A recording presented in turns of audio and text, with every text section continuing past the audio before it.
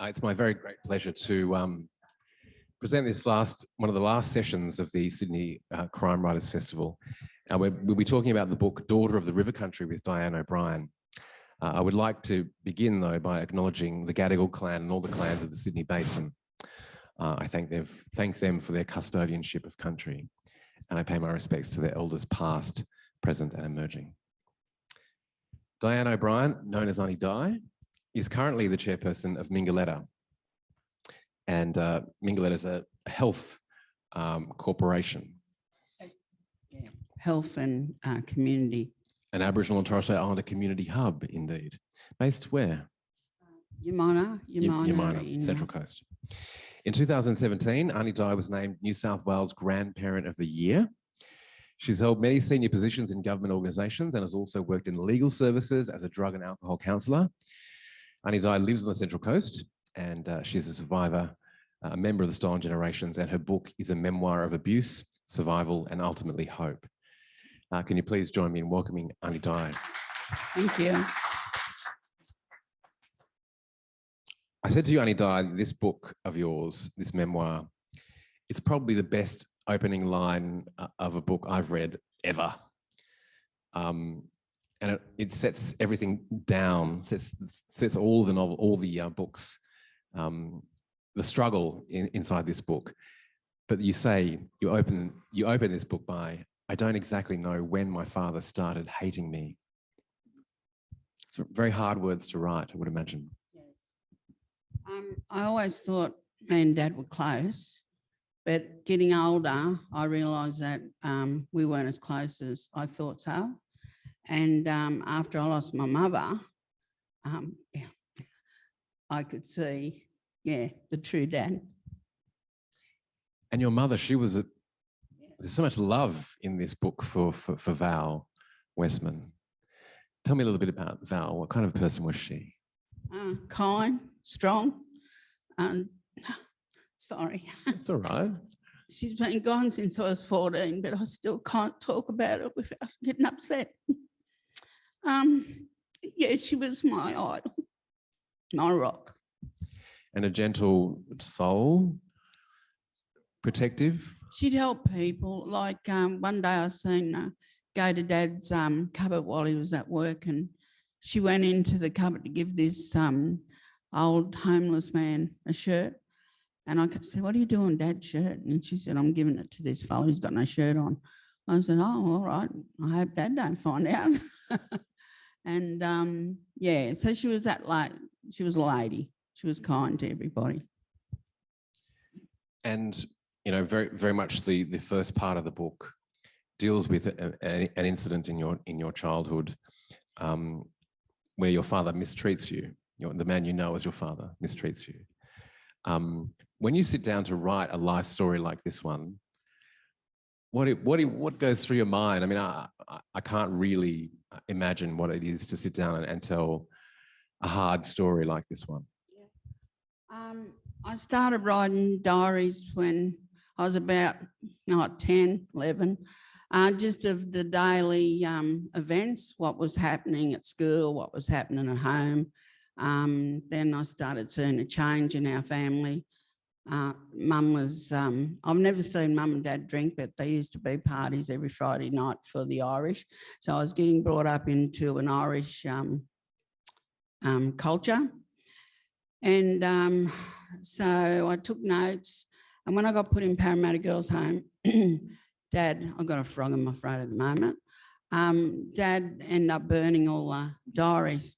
So later on through the life, I had my children, and then I wanted to write down all the events after Parramatta Girls' Home, after I had the kids, and my life to them, so they never knew they were Aboriginal, and I wanted to connect that and give them a culture, and they would have had a history. It was only just me and my kids, and that's how it used to be.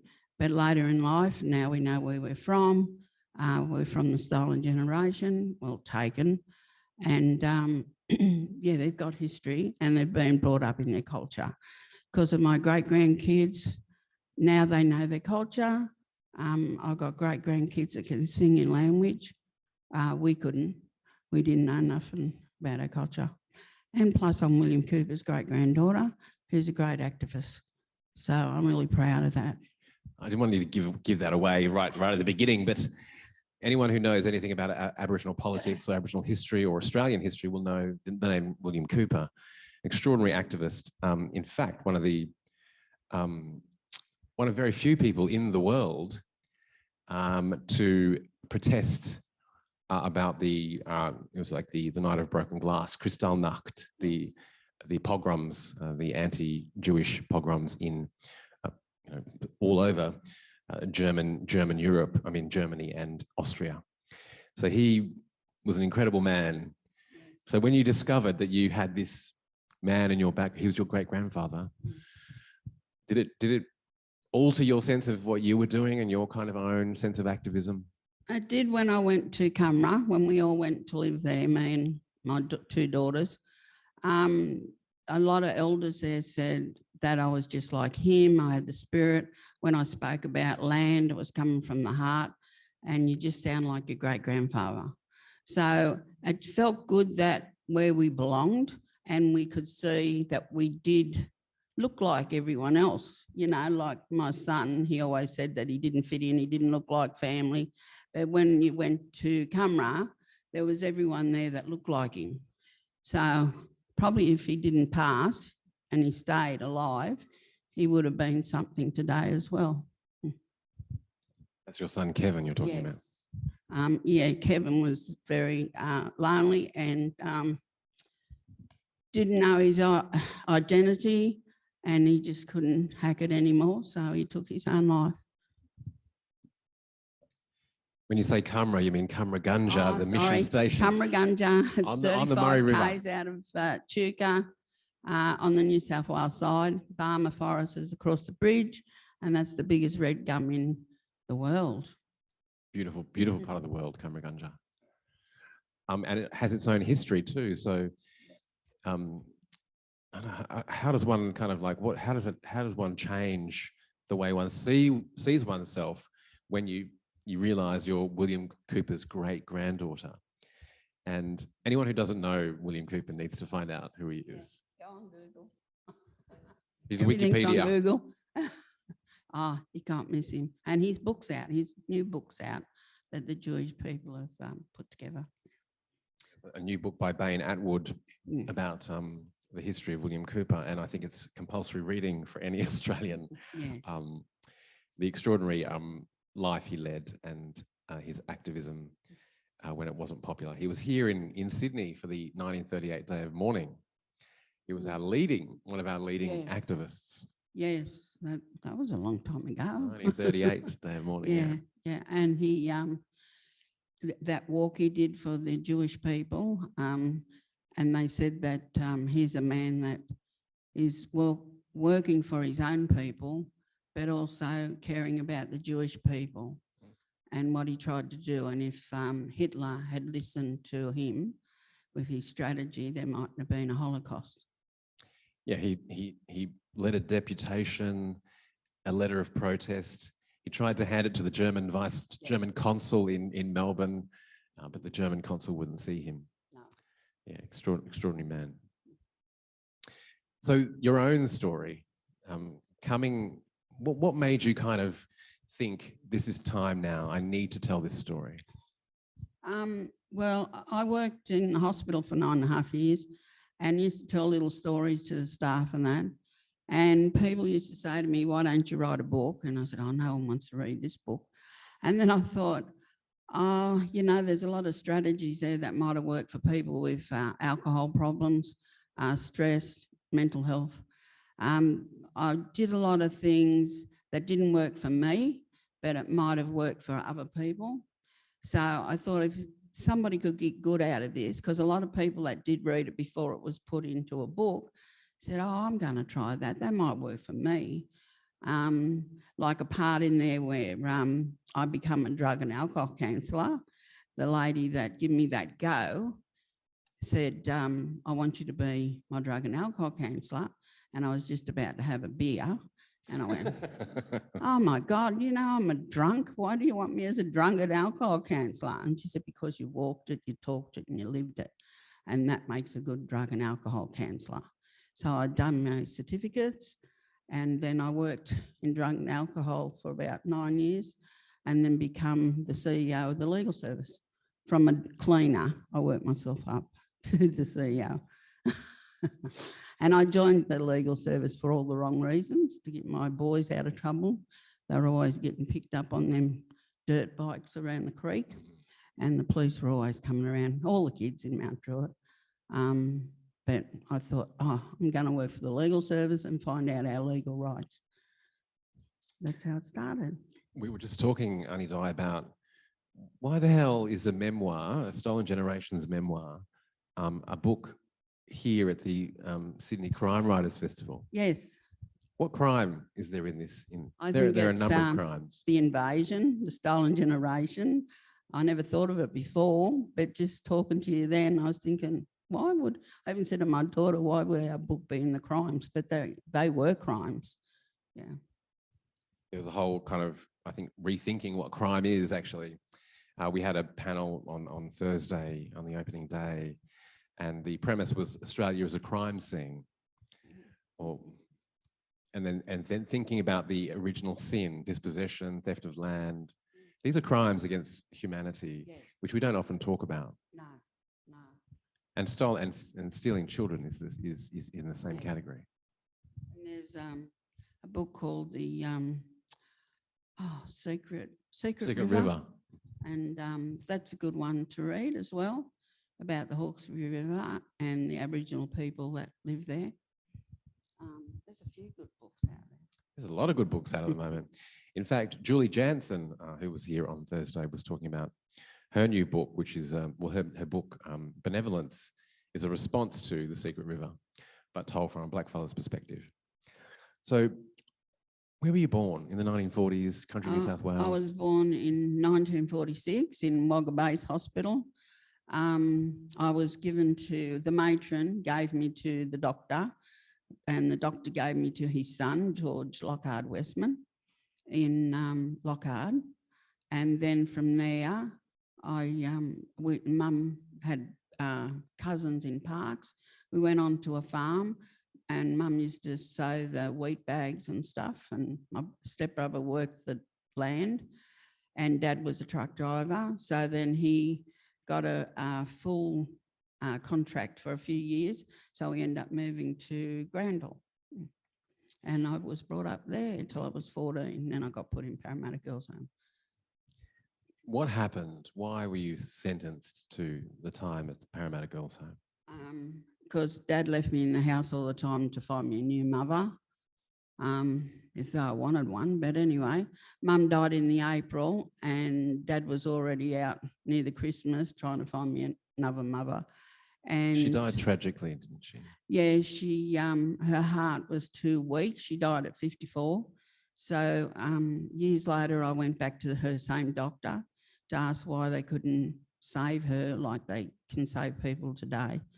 And he said her heart was worn out. She'd been a hard worker.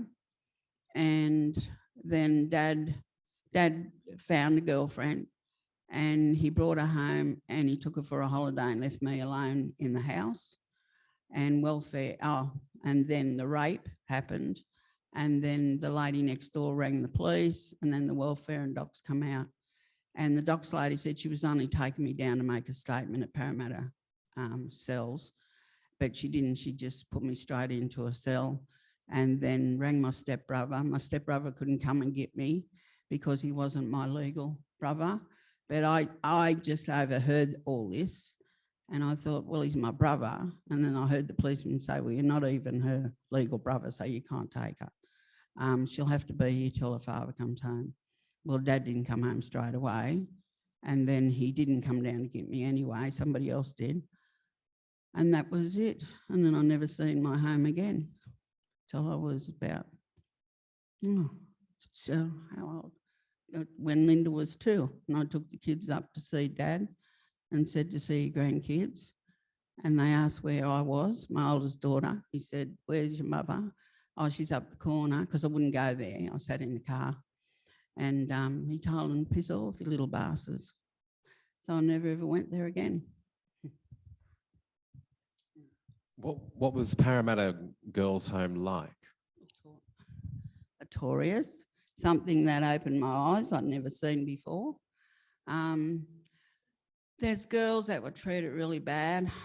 Some girls were raped and bashed, and other girls were put in there for stealing a pair of socks. And if you had a disability, you got treated worse. The shower block was under the dungeons, and the old gardener, the windows are like them ones up there, and the gardener's garden is up there, say, and you're looking into the shower block. And none of the girls had doors on the showers or the toilets. And yeah, and we had to come out the shower, open our towel, just do a swing around to see if we had any tattoos on our body. And if we played up, we'd go into the dungeon, which I went there once, and it was just a black hole, and you could hear rats, but you couldn't see them. And when Parramatta closed, I actually took one of my granddaughters down and told her to step into this black hole. And she said, I can't see anything, there's enough in there. And I said, well, that's where I was locked up when I was in trouble. And in trouble, you mightn't have ate the porridge that was full of weasels, you know, like you'd say, no, I'm not going to eat that, and get smacked across the mouth. And then if you give cheek, bang, you're in down the dungeons. And wash the big cement slab with a toothbrush. Yeah, on your knees, clean the footpath. Oh, it was a big, you know, archway like this, and it was all cement. With a toothbrush? Yes. But there was worse things than that happened to other girls. So I think, you know, I always thought to myself I was pretty lucky. And then I found out after 3 months that I was pregnant after the rape. And what happened after you were raped? Well, you were forced into a position where you had to marry. Yeah.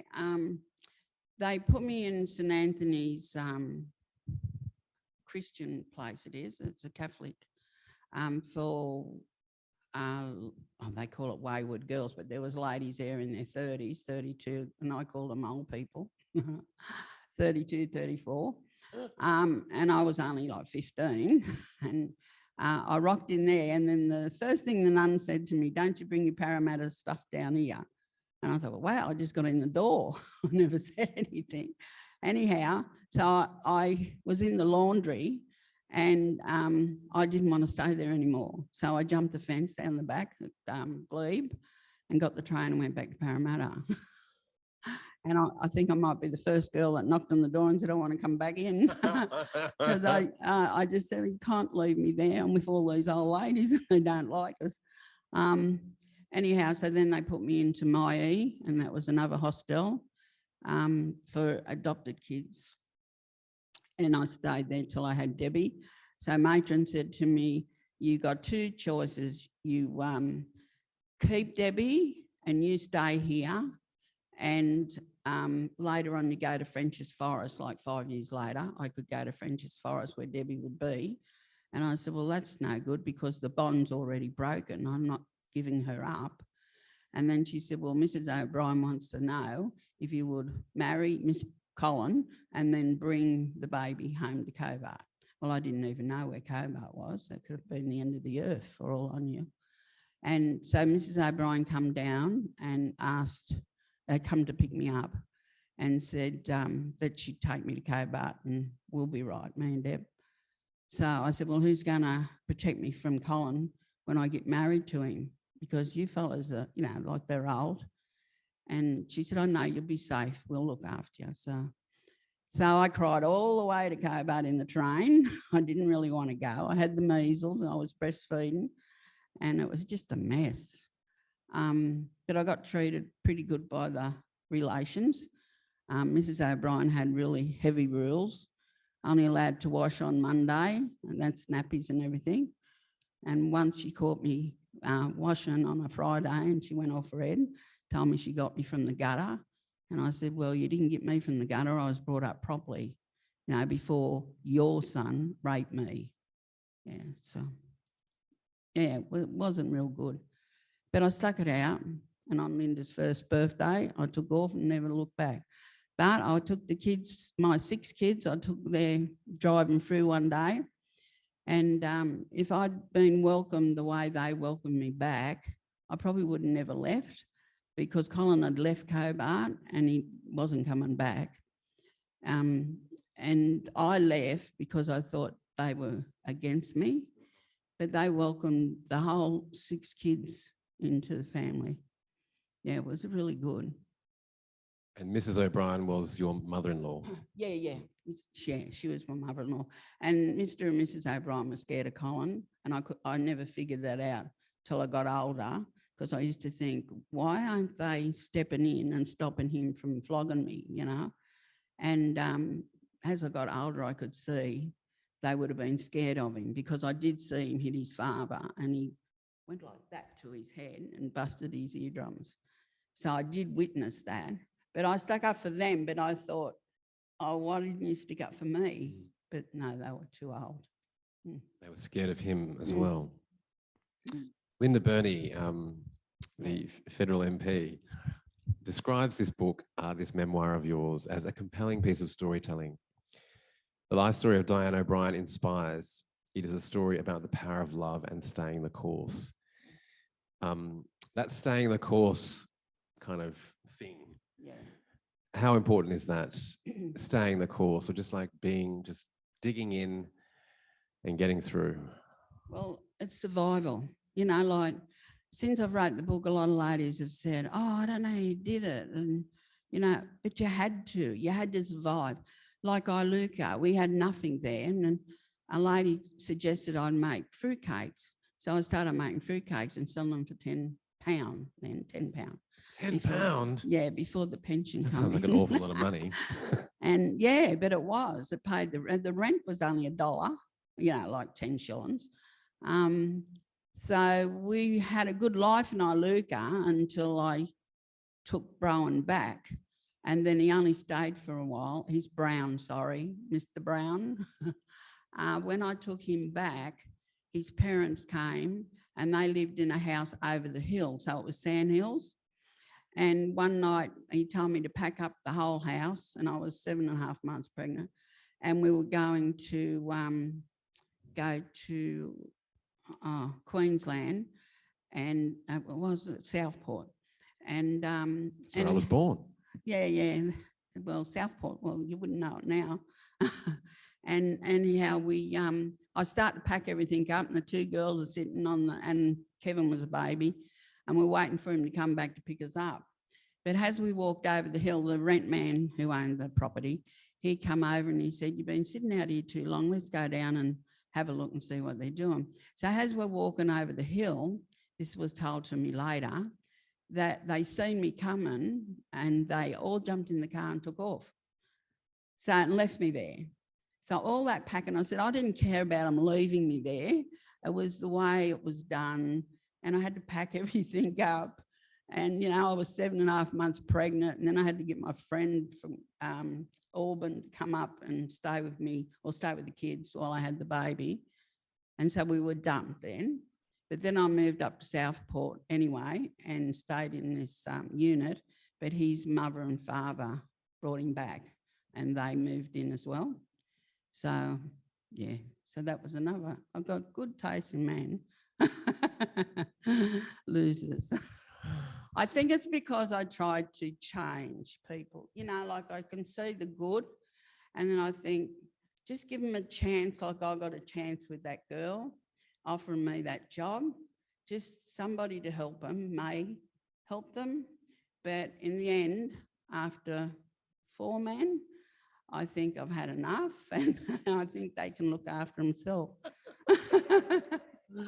What are they good for? Not much. So you're 36 and you're raising your 6 children on your own.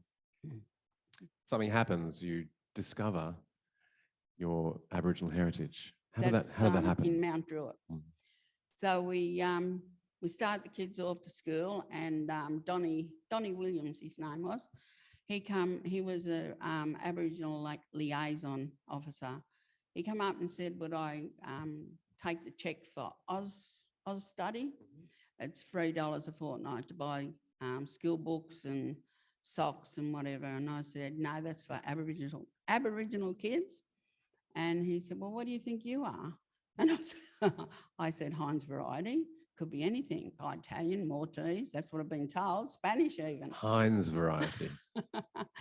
And he said, well, if I can go away and prove your kids are Aboriginal, will you take the checks? Because there was over £1,000 worth of checks and I wouldn't take them until he proved it. So he got in touch with Coral Edwards and Peter Reid, and they then found my linkage to William Cooper. So the mission people knew I existed, but they didn't know what happened to me. So then then he come to me and says, here's all the checks. I found out you're Aboriginal. And I was scared to cash them because I went up to the bank, and then as the man was paying them out, I said, oh, geez, we'll have to go and spend this quick to get rid of it out of the house, because it was pretty wild them days. I remember those $3 checks. Yeah. And that was to help you through education. And yeah. So that's how we found out.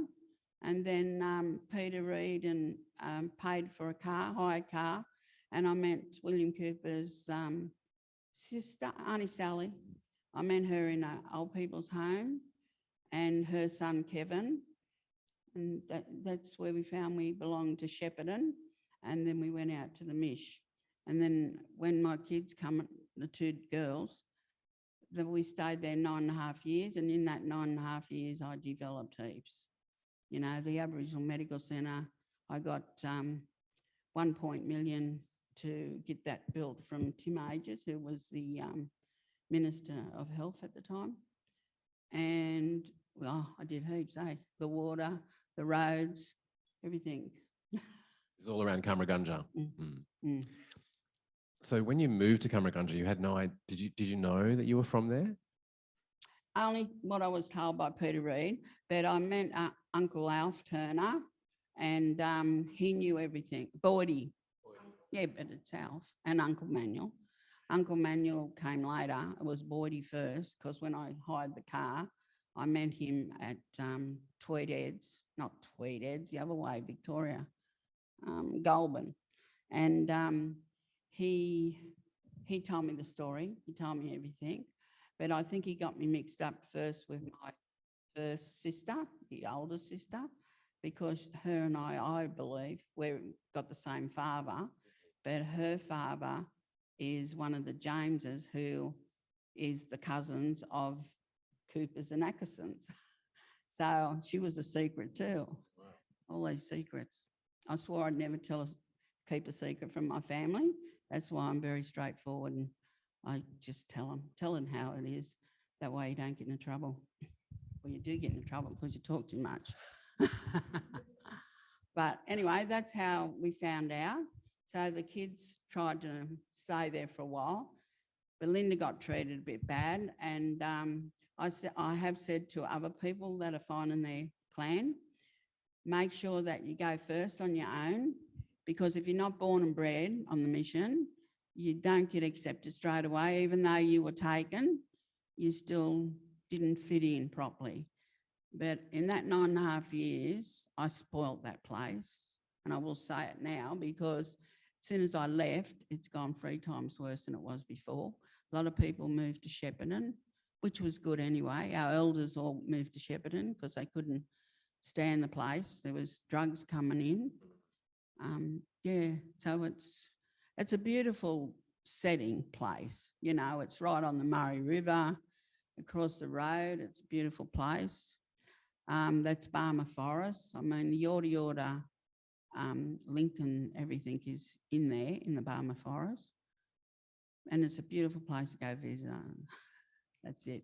When was the last time you were in Kamargunja? No, I'll never go back, 20 years. My kids have been back, and I said, no, it was an insult, and I felt really hurt to think. You know, when I moved, my cousin got cranky and took the photo of me. I had all the elders on the wall in the AMS, that's Aboriginal Medical Centre. And they took my photo down and someone said, oh, we don't want to hear about O'Brien's. And I just, I said, nah, it's the last you'll see me. Because in the end, I was doing programs, but come lunchtime, they were going home, taking the food and going home and not come back. And I said, so it's a waste of money trying to deliver education where they're just making a mockery of it. And if you didn't give them money, they'd get cranky and stuff, and I wouldn't do it. So, yeah. And I tried on too many toes in the male section. Land Council weren't doing their jobs properly, so I used to get little grants and the kids would do gardens and dig, and so Land Council got cranky because I was doing the work that they were supposed to be doing 20 years ago. So, and I'm a woman, and what they say, I come in at midnight one night with a pregnant girl, and I said, well, where are all the men?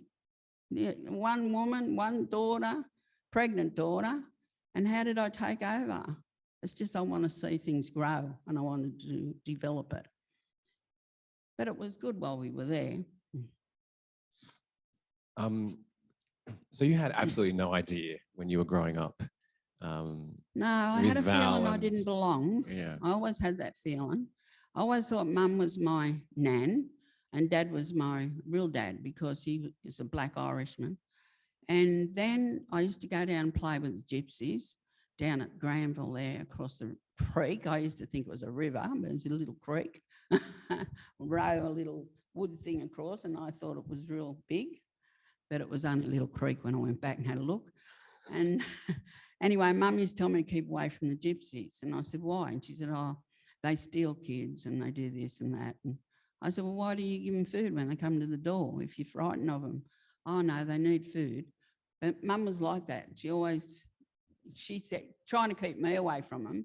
So naturally I thought, and I used to wear red, yellow and black, but that's Spanish colours as well. And hear the gypsies telling my mates, they'd go across the river and I wouldn't be allowed to go. But one day I sneaked over to see what they were doing, and they were talking to the gypsies on the crystal things, and but I was younger than them. Yeah. So I said to Mum, is it because you don't want me to get told my future? And she said, no, just keep away from them. That's all she used to say. But she told me when I was 13 that she would take me to parks and tell me a secret. And I said, why couldn't you tell me now? No, when you turn 15, then I'll take you to parks and then I will explain a big history. But she died before, so I never ever found out. So that secret, the story that she wanted to tell was who you were. Yes, yes. And I found my stepbrother and I asked him, did he think I was Aboriginal? And he said, oh yeah, when Mum brought you home, you could see you were an Aboriginal baby. There's no doubt on that. See that on the front cover of the book, actually. Now that's a good picture. Now them pictures, I wouldn't have had any of my baby pictures, but Mum went crazy and took a heap of baby pictures of me, and she folded them up. That was a long sheet, and it was folded up, put in these little lead containers, and Dad was throwing everything out, and I grabbed the tin, and he said, I'll throw that. And I said, no, I'll keep that. But I didn't open that tin until I went to Coburn, and I was fiddling around with it, and I took it down to the photo man, and he developed them all. And he said, you're lucky, you know, people haven't even got photos of their childhood. And it was only through Mum doing that. That's why I dedicated the photos in that book. I mean, there's no doubt who you are in this image. Where's this photograph taken? Coburn? At Parks. Parks. No, Parks. That tractor, there was an old tractor like that my stepbrother used to do the wheat with. Your stepbrother, Ronnie. Yes. So when you found your birth mother, tell me about that experience. Well, the girls followed me down to Sticky Beak too, and they told me I looked like my mother. I said, I don't think so. But anyway, my real mother, my birth mother. I have to say, my real mother to me is Val. She brought me up, walked the floor, done everything, kept me in control. She's my mother. My birth mother, I did meet, and she knew me for 15 years before she introduced me to my 4 sisters. And I always said, I reckon I had 4 or 5 sisters somewhere. And then when I found out, there they were. But they were not brought up in their Aboriginal culture. So Mum kept me a secret for that 15 months. And I don't know why. I think I asked her, was she ashamed of being Aboriginal? She said no, she was treated bad by her brothers because she had fair skin. But yeah, and Kevin, he said to me, Mum, she's racist.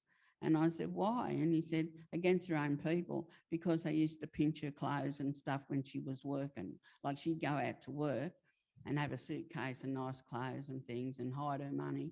But when she used to come home, that was being raided. And so she didn't like her own people for that reason, not because she wasn't black.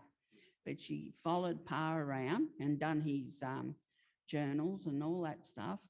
And so I said to the sisters when she died, could I take them and keep them because they belong in a museum, because they're all his journals when he walked around Australia and overseas and what he'd done, all the work he'd done. But I don't know what happened to all that paperwork. Some of it went to the museum. So Esme was your... Esme, yeah. And she passed. She's been gone, 10 years or something? Maybe, yeah, maybe more. But yeah, she passed, and then she didn't leave me, like she left the other 5 girls, the house, and she handed, well, in the will, she just said that she left me $5,000, so I wouldn't attest the will. But the solicitor at the time said, well, I think you should have, because you were brought up the worst, and you should have. But I said, I wouldn't worry about it. As long as we get it straight and my kids are safe, I don't care. But it's not very nice in the end for what she's done. But anyway. I think it's a Stolen Generations mob talk about this, about how difficult it is to repair a broken relationship. Yes, and it is, because the bond's gone. I was taken from her at birth. So my birth mother to me was Val Westman. And I had her on a pedestal. So you wouldn't have got a better mother. So I'm one of the very lucky ones. And I've often said to my own people, the ones that have been stolen, that I'm just one of the lucky ones, because the others didn't get a good home, or a lot of them didn't get good homes. I got brought up properly and everything was hunky-dory until she gone. And then it just seemed like forever, but all that bad stuff that's in the book happened in 12 months. Yeah, and I thought, man, when the book writer, the ghostwriter, Sue Williams, when she was writing it and reading it to me, I was thinking, is that really me? Did I really do that in 12 months? And she said, yeah, it's amazing. How did you do it? I said, I wouldn't know. It's living. It's the way I lived, had to survive. Yeah. And in that 12 months, what happened for those people who haven't read the book? What happened in those 12 months? You've got to read the book. You've got to buy it and see. Well, I'll just give you tips. Well, it was the rape. The rape was the biggest thing, because I got put in the home and then I had to marry that person to keep my baby. And then I had another baby but left Cobart. And then I jumped in the frying pan into the fire. And then that Mr. Brown, he was worse in my eyes because he didn't drink and he was just born evil. So I felt sorry for him because I knew his dad, and I felt sorry for his family. And Mummy used to say that all the time. You're going to be feeling sorry for people all the time, and it's going to not work. You're going to come out. You're going to learn the hard way, she said.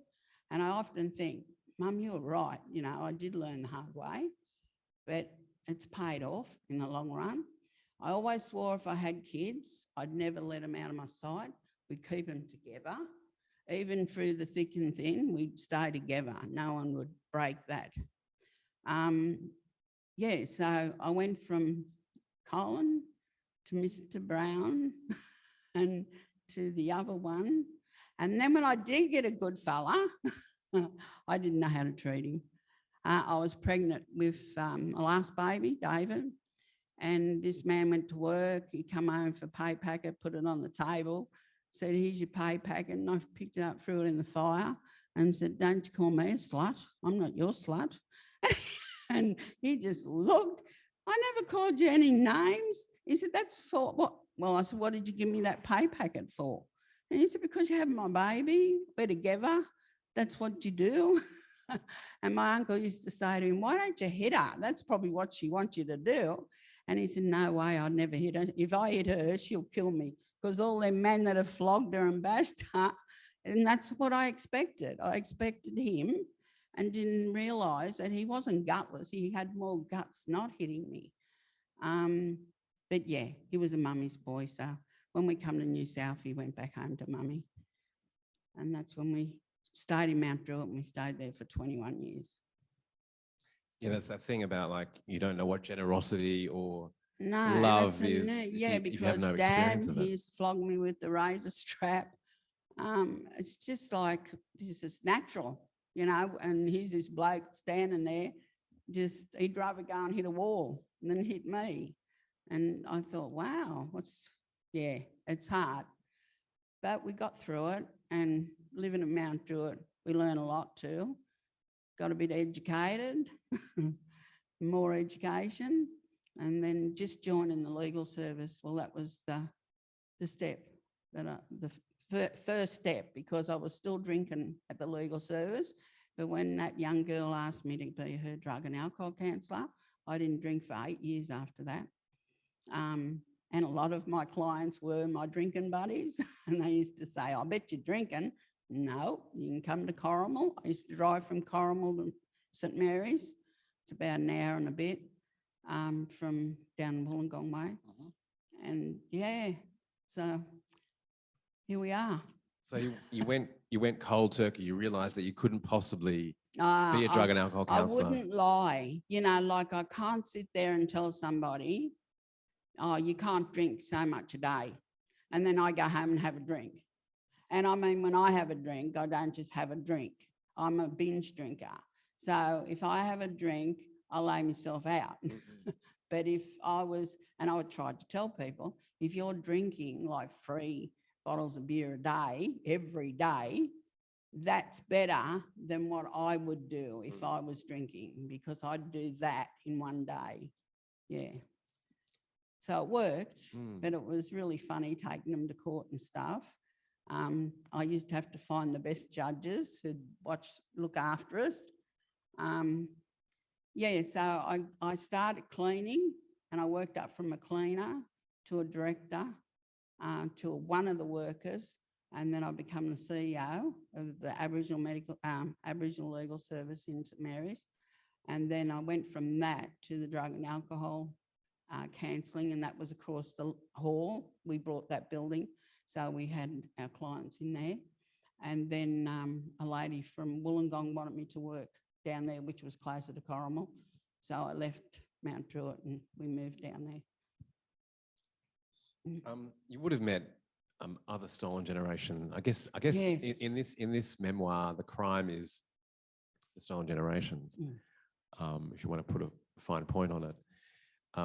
You would have met many stolen generation survivors. Yes, I have. Yeah. We did start a group, the Parramatta Girls Home, and we wanted to get compensation money for the community, the kids for the homes, a big register book for the homes to put the Koori kids in this book when they came into the home, and the police station would contact an elder in that community so these kids wouldn't fall through the cracks.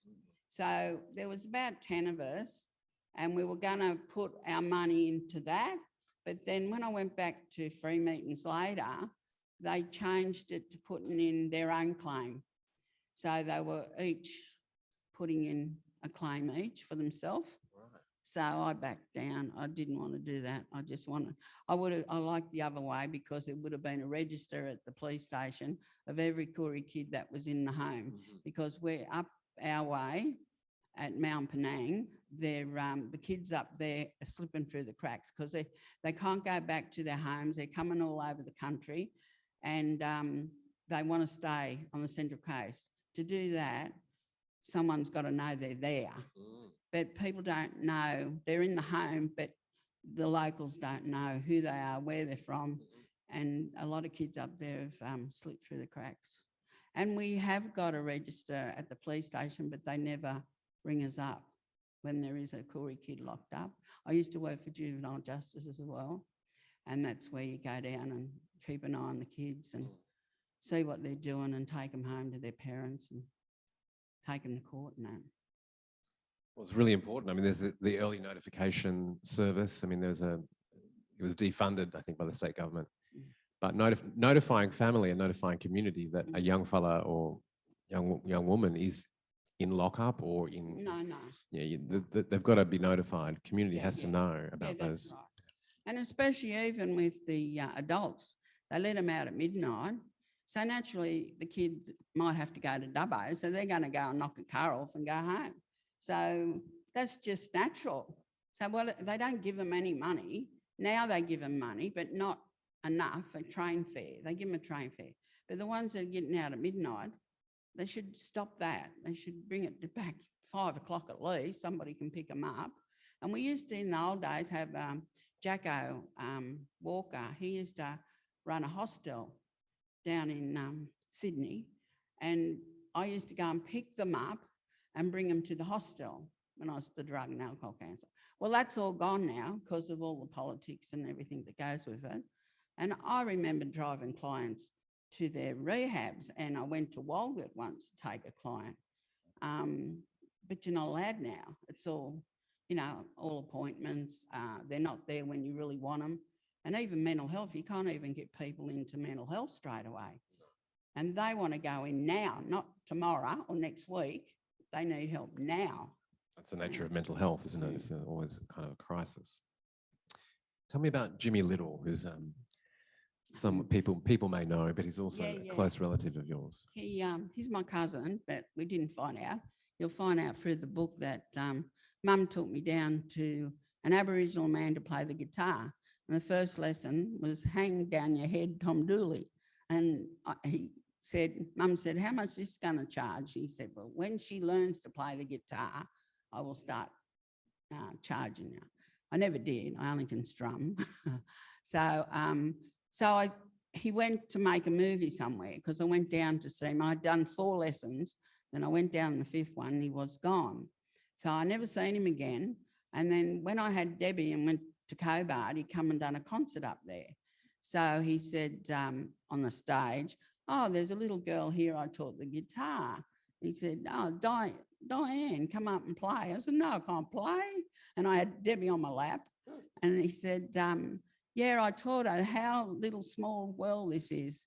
Anyway, this went on for a long time, seeing him in clubs and, and so one day I'm in the medical centre at Cumragunja, and then he walked and he was doing a documentary about his life. And I said, oh, Jimmy Little, what are you doing here? Like I was, 42 or something. And he said, yeah, I'm your cousin. I said, fair income. So it was like a sign, like Mum must have knew that somewhere along the line, well, she knew I was Aboriginal. So she's put me to an Aboriginal man to play the guitar. So how deadly is that? So I've seen him, before he passed and that in the last, in fact, on Mindaletta's slides that I've got him in his last Close the Gap conference, and he's sitting in the back while my grandson was talking in the box. He's fallen asleep. So that's the last shot I've got of him. He's sitting in the seat at the back, falling asleep on stage. But he was the most kindest man and soft-spoken man that I've ever met, really. Even when he got angry, he wasn't loud, because I used to babysit the little girl, his little ones then. So I'd go down and take him to the park. And when they used to get into trouble, he never yelled like like we do, or like I do. You can hear me. Very gentle man. Oh, fabulous. Yeah, and sweet. Mm-hmm. Was there one great lesson in your life? I mean, well, that was a great lesson. Well, no, Tanya coming into the hotel was the first kick of a good life. What happened there? That I told that, like she come into the hotel and said, would I be a drug and alcohol counsellor? Her mother, I used to follow her like a mentor. I used to think she was my mentor, Tony. Her name was Tony, and then there's Tanya. But sad, Tanya turned to drugs. So I don't know. I just had the opportunity and I was strong enough to see it through. The kids are all grown up. Cindy and David were still babysitting age, but I think David was about 6 or something. That's your 5. youngest. Yeah, they're my baby. He's 50 now. 50. He's my baby. And Cindy, she's 51. So that was a chance. That was an opportunity to change myself, because I tried to change myself so many times. It wasn't funny, but I was weak, and my son used to drink. So if he said, come on, we're going to the pub, I'd go to the pub because I'd be bored and I'd go with him. But no, that was a big change. And then I did start on the mesh. I had a drink after 8 years because they would torment me about not drinking. Oh, fun, come down the river, do this, do that. And I say, no, I don't want to go there. You won't like me when I'm on alcohol, I'm telling you now. So they were very sorry that they got me on alcohol, because I did go mad and wanted to fight the world. I'm classy as clay. So that didn't go down very good. So I said, nah, let's go. I don't want to start drinking. And we moved, Linda had already moved up the Central Coast. So there was only Cindy and my great uncle Manuel. He was getting sick, and so was only Pin-Up. So they were the two elders that kept me there. But while I was away from the mesh, I always worried about Cindy and her baby, if they were safe, because there was drugs coming in. Your daughter and grandchild. Yeah, my daughter, Cindy. And drugs started coming into the mission. So I was getting a bit scared, not safe. I didn't worry about it before. We lived in a big house and I just didn't worry about it. There was fights every night, but that used to put me to sleep, listening to them outside. If it was quiet, I'd be thinking something was going. Something's wrong. So I just moved back with Linda. And really it was the best thing that happened, because it was only 9 months and I got the job at the hospital, and I was there for 9.5 years. And then I went to Minicare Local. So, I mean, it was the best thing, because I've developed Mindaletta since 2006, and I've been the chair since 2006. So what I did on the mesh, I could double do on a bigger community, because it's the Central Coast. So I'm glad I did move off. But I only moved off because I said I spoilt them, and in the end, they weren't coming to the education programs. This is at Kamargunja. So, yeah. It was a long journey. Some of the blurb, From Stolen Childhood to Remarkable Leader, a memoir of survival and triumph. When you read your own words, and you've obviously helped by a ghost writer, Sue Williams, do you ever think that's not me? Those experiences are almost unbelievable. I do, because I go to a psych because of my depression from Parramatta Girls' Home, and he said to me, just imagine Diane's over there in that corner. That's the little girl that was hurt. Today, look at that little girl to today, what you've become. He said, and you have to take that pride, because I just say, oh, well, you have to do it. Here's another challenge. I have to do this. So what's next? And I believe in God. And I always say, when I get a challenge, oh, what the hell do you want me to do now? It's getting too much. But we get through it. And when I see something, I want it done and I get it done. Simple as that. Yeah, look, I recommend this book, and I've read many Stolen Generations memoirs. This one has something very special, that sense of kind of hope and optimism, without kind of sounding trite. Yeah. And And stories are coming out. Like a man across the road, he's got 7 brothers, and he come over and he said to me, "Man, I just finished your book." He said, I'm doing the same thing. I'm looking for my brothers." Give me goosebumps, because he said, "I don't know how, you must hate men." And I said, "No, not really." I said, "Yeah, but look what you're doing now. You're telling a story. So that story's got to be told." And there's heaps. I know heaps of non-Aboriginal people that have got stories way back from when the ships come over here with the convents. You know, like, come on, that was bad too. And, you know, sent out to bush and being raped and whatever. A little boy of 13 stole a pair of socks on the boat, come over here. Cockies took him out to a farm and worked him and raped him. So, I mean, it happened to everybody. Not saying, you know, there was an invasion, and fair enough, but we move on and we make a better day and we work together, you know, and by working together, it'll be a better Australia, really, because it's not going too good at the moment. Not even in our culture. We're trying to teach our kids our culture, but a lot of non-Aboriginal people are coming up, learn the culture as well, which is fabulous. Yeah. Reconciliation. you mentioned that the grandchildren, great-grandchildren are learning language. Yeah, well, my kids haven't learnt it, and the grandkids have. Like Linda's boys were playing the didge and teaching kids how to dance, Aboriginal dance, and who else? Oh, well, Janali sings in culture. She was at my daughter's funeral. She was only about 3 or 4, and she was singing to her in culture. Her favourite song, my Debbie's favourite song, she was singing at the funeral.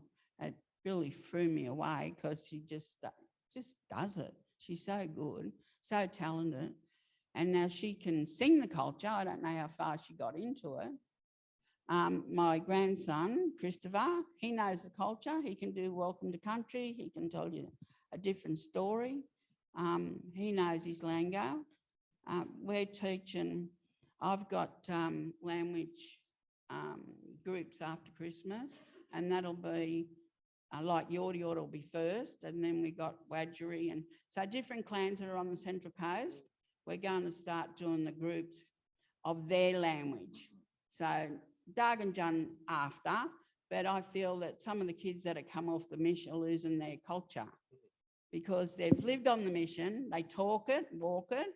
As soon as they move to a non-Aboriginal part, they want to mould into that, and then they're losing their own wording, you know, so their culture. So they, I call them, no one say. No, there's a word anyway. But yeah, so we do culture a lot at Mindaletta. It's a safe place for people, anybody to come. We've had all sorts of multicultural people come in. They all say they feel safe. We say you enter as a person, but you leave as a friend. On that note, are there any questions in the audience? Yes. Anyone got any questions for Auntie Please. Dianne? Wilma No, Robb them from girls Parramatta were Girls' older Home. than me. There was a riot and they were sat on the tin roof at Parramatta Girls, and they took them out to Hay and sat them on the tin roof out there in that heat. They were hosed off the roof. Marlene Riley was a friend of mine. Yeah, give me goosebumps. And there was Marlene Riley, Carol Muddle. There was a few girls, but they were older girls. So I called the big house. I was in Remand Centre, and we used to go over to the big house, and them girls were there. And there was a Negro girl, I think it was not Jeddah, Lubra her name was. Yeah.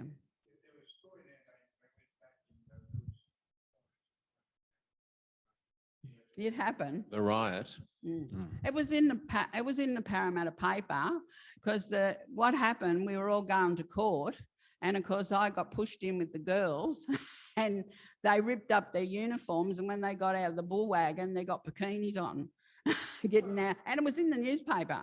Well, that was the riot. That was way back. That was 61 or 62. No, I can see it like the day. Marlene Riley got hosed off the roof. You know, they were using these big hoses because the girl sat up on the roof and she fell off. And they had them old bloomers and an elastic brake around here, but the bloomers were falling like pants there. They stayed there, but this part was down there. There was a girl put in a bread bin, like it's a bin, a silver bin, and them screws, I call them, officers, kicked that bin until that girl nearly died. And in fact, somebody told me later that girl died, and where they locked me up in the dungeons, just across where you could see us, you couldn't see nothing over here, but over there was a windowsill with a ledge, and they reckon she died in that part there. Because when we went down to the dungeons to see when it was a closing day, the Parramatta Girls' Home's still there, but they said they were closing Norma Parker, so it was Parramatta Girls' Home. We went to the dungeons and I could see that part where that lady was telling me the story. But yeah, there was like Margaret Harrison. There was a lot of older girls in the big house, I call them. Auntie Dianne, it's been an absolute pleasure to talk to you about this extraordinary memoir, and I thoroughly recommend it. We need to know these stories, and they're all different. Every stolen generation's survivor tells a different story. So can you please join me in thanking Auntie Dianne O'Brien? Thank you.